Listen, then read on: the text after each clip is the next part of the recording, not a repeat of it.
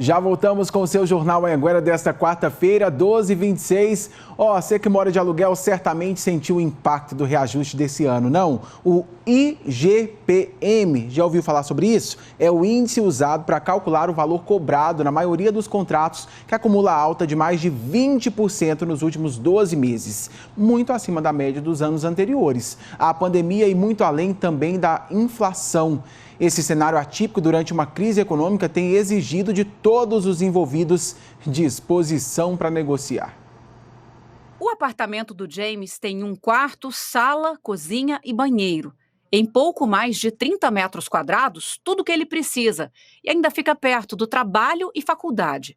Até metade desse ano, o aluguel era de R$ 500, mas veio o reajuste, o maior dos últimos 6 anos. E aí eu levei um susto, assim, eu falei, nossa, o que eu vou fazer? Não tem só o aluguel, né? A gente tem mercado, tem água, tem luz, todas as despesas, né? É tanto aumento que não cabe mais no bolso. Mas por que o índice que reajusta os aluguéis tem subido tanto? Sabe aquela história de aumento que puxa aumento?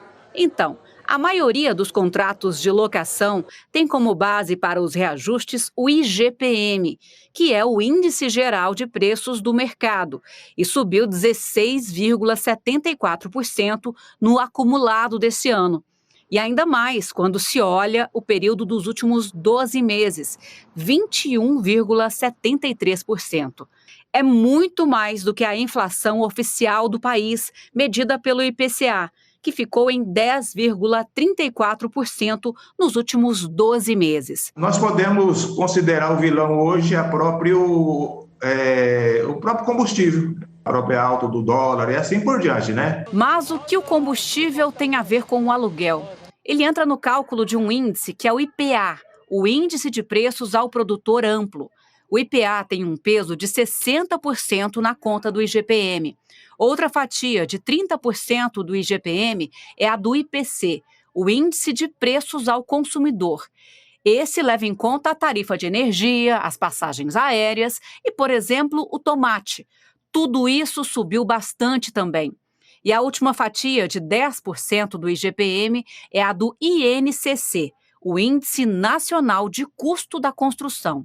O sindicato tem orientado clientes e imobiliárias a usarem o bom senso. Cabe ao locatário dele ser transparente e muitas vezes provar que ele não tem condições de arcar com esse reajuste. Por parte do locador, é importante ele ficar atento ao seguinte: vale a pena eu não negociar com esse locatário? Vale a pena esse imóvel meu ficar desocupado? O momento é mesmo de negociação, porque o reajuste do IGPM ficou muito fora da curva, gerou um desequilíbrio. E quando isso acontece, as partes envolvidas não podem ser prejudicadas. Existem mecanismos que permitem até mesmo a alteração dos contratos.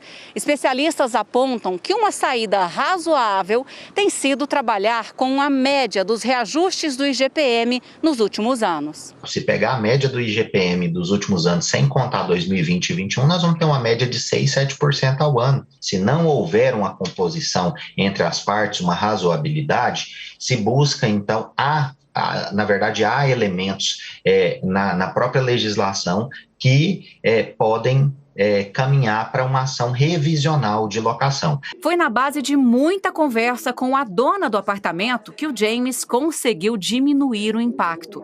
De 685, baixou para 600. E assim, ele conseguiu ficar no apartamento. Eu só expliquei realmente que não daria para continuar se fosse para esse valor. Ela foi muito receptiva, né, e acabou deixando por esse valor de R$ 600 mensal até o próximo reajuste. É como disse o especialista, né? Saber conversar, mostrar que você de fato não consegue pagar. É muito melhor ser transparente do que no final ficar pendurado aí com um monte de dívida, né? Não dá não. Sobe por um lado, mas parece que tem uma luz no fim do túnel, viu? Depois da alta no preço das carnes por conta da suspensão das exportações para a China, agora o momento é de um pouco mais de alívio para o consumidor. Em Jataí, o preço do quilo da carne bovina já caiu um pouquinho. Vamos conversar agora com a Tássia Fernandes, que está lá na cidade. Ô Tássia, a pergunta que não quer calar: Já dá para fazer um churrasquinho ou ainda não? Com você, boa tarde. Oi, Thiago, boa tarde para você, para todo mundo que acompanha a gente. Olha, por enquanto vai dar para fazer um churrasco um pouquinho mais em conta, viu? A redução no preço da carne aqui em Jataí, ela está variando entre 10% e 12%, isso em comparação com o mês passado.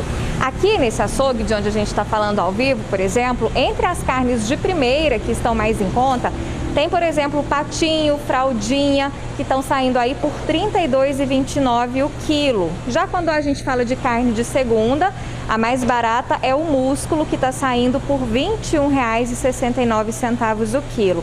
O motivo dessa redução é que tem mais carne disponível aqui no país, né? Mais carne parada nos frigoríficos.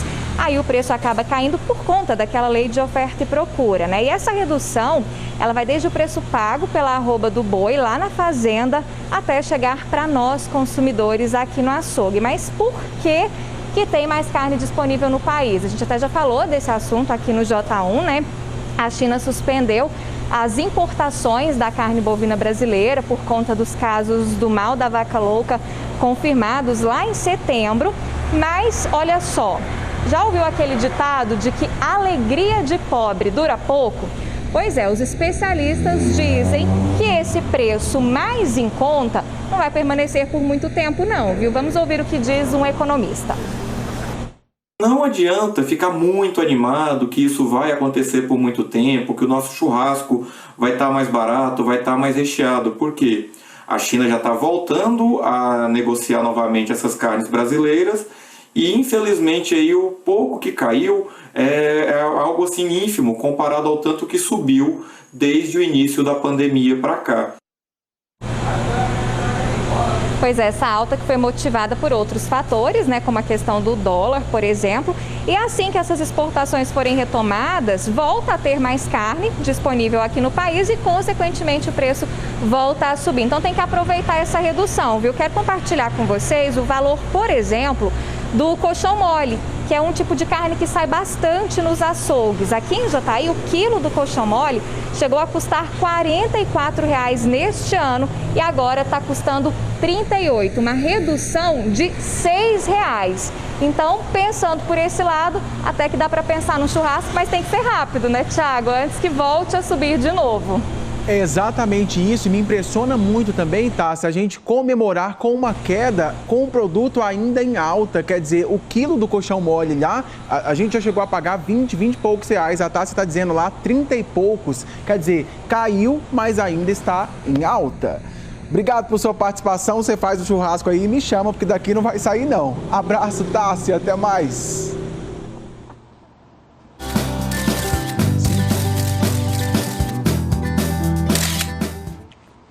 Vamos continuar. Eu no J1, essa aí é a Emanuele Vitória de Itumbiara, é fofinha demais. Obrigado, minha querida. Agora a foto é do Luciano de Jataí. Ele diz que sempre assiste a gente fica como? Feliz, claro. A Regina mandou foto da netinha, a Helena, elas também são de Jataí. Esse aí é o Marcos com a netinha Valentina, o vovô Coruja. Aliás, os netinhos, os vovôs, as vovós, sempre participando aqui com a gente, né? Muitíssimo obrigado, eles estão sempre acompanhando o Jornal Anhanguera. Valeu, gente!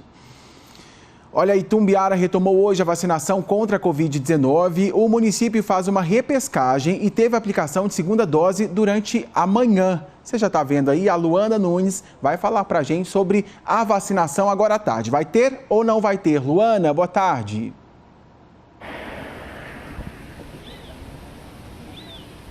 Ei, Thiago, boa tarde para você, para todo mundo que está acompanhando o J1. Isso mesmo que você falou, de manhã teve vacinação de segunda dose da vacina da Pfizer. E agora à tarde é só a repescagem. Essa repescagem é aquela segunda chance, né, para aquelas pessoas que por algum motivo ainda não completaram o esquema vacinal, não conseguiram se imunizar. Essa repescagem é para dois públicos. O primeiro é para quem ainda não tomou a primeira dose da vacina da Pfizer. Para adolescentes entre 12 e 17 anos, a vacinação vai ser aqui no Palácio das Águas para esse público. Começa às 2 horas da tarde e vai até às 4 horas. Só que a distribuição da senha começa às 1h30. Aí a gente está vendo aí, né? Ó, já tem gente esperando, não tem muita movimentação não.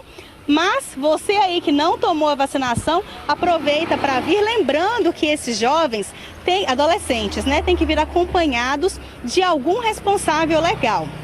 A outra repescagem vai ser no CEMEI Rogério Ribeiro, para quem tomou a primeira dose, né, da Coronavac até o dia 10 de outubro. Lá são 400 doses e a vacinação também é no mesmo horário, de 2 horas às 4 horas da tarde.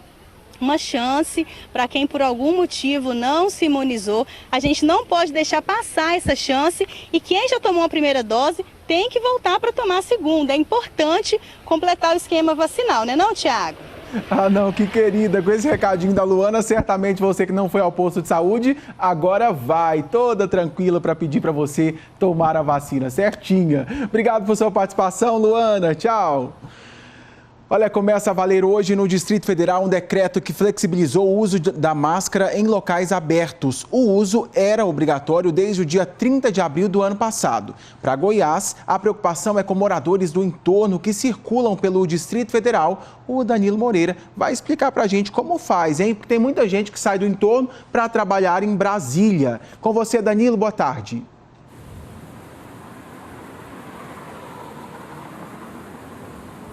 Oi, Tiago, boa tarde para você também, para todo mundo que acompanha a gente aqui no J1, exatamente. Tirar a máscara, pode ficar à vontade para circular nessas áreas abertas, então, sem máscara. Agora, o que levou o governo do Distrito Federal a adotar essa medida? Primeiro, a taxa de transmissão da Covid-19, que hoje está em 0,72. Isso indica que cada 100 pessoas transmitem a doença para 72. É um índice bem baixo, segundo os especialistas. Também a vacinação, o ritmo da vacinação. 54% da população do Distrito Federal está completamente imunizada. Eu preparei uma reportagem trazendo mais detalhes sobre esse decreto. Vamos ver. A imagem até parece estranha, várias pessoas andando sem máscara pelo Distrito Federal. É que agora, na capital federal, é permitida a circulação em locais abertos sem o equipamento de proteção. E teve gente que gostou da novidade. Para mim, ótimo. Ótima notícia. Ótimo. É claro. Então, você usava só na necessidade mesmo. Mas a Maria do Socorro, que mora em Lusiânia, no entorno do Distrito Federal, e trabalha em Brasília, preferiu continuar com a máscara. Tirar só quando libera tudo, né? Você liberou para tudo, porque mesmo que você esteja num local aberto, você ainda corre o risco, né? De ser contaminado, né? O decreto publicado pelo governo do Distrito Federal, que flexibiliza o uso da máscara em locais públicos abertos, começou a valer hoje. Mas o uso era obrigatório desde o dia 30 de abril do ano passado. 1 ano e 7 meses depois, veio a mudança. É um momento ainda de cautela, mas essa retirada ela pode sim ser discutida e ela pode ocorrer, porque tem uma taxa de transmissão baixa e a vacinação ela está com uma velocidade e um ritmo satisfatórios. Então podemos sim, em locais abertos, tendo cuidado de não aglomerar, de não ter muitas pessoas em grupos, principalmente pessoas que não são do núcleo familiar, que não têm os mesmos hábitos de prevenção contra a Covid-19. Isso deve ser evitado. A decisão do Distrito Federal acaba interferindo nas cidades do entorno de Brasília, já que mais de 300 mil pessoas saem diariamente de Goiás em direção ao DF. O infectologista explica que a flexibilização pode gerar uma confusão entre as pessoas que moram em Goiás, na divisa com o Distrito Federal. Cada localidade existe um decreto vigente e tem que se adaptar a esse decreto. E é uma questão de vigilância e as pessoas terem consciência realmente. Quem quiser continuar de máscara, se cuidando, pode perfeitamente continuar utilizando. Tiago, então só para reforçar, nos locais onde o uso da máscara é obrigatório, tem fiscalização, viu? Se a pessoa descumprir essa medida, ela pode pagar uma multa que varia de R$2.000 até R$4.000, Tiago. A dispensa da máscara para lugares ao ar livre, né? Quer dizer, num parque, numa rua, aí você pode ficar sem, mas em áreas fechadas tem que continuar usando. Isso para os moradores do Distrito Federal e você que é do entorno, que trabalha em Brasília ou que for passear em Brasília, por exemplo, em locais fechados, tem que continuar usando máscara, como o Danilo bem colocou para a gente, vai continuar tendo fiscalização. Obrigado, Danilo, por sua participação.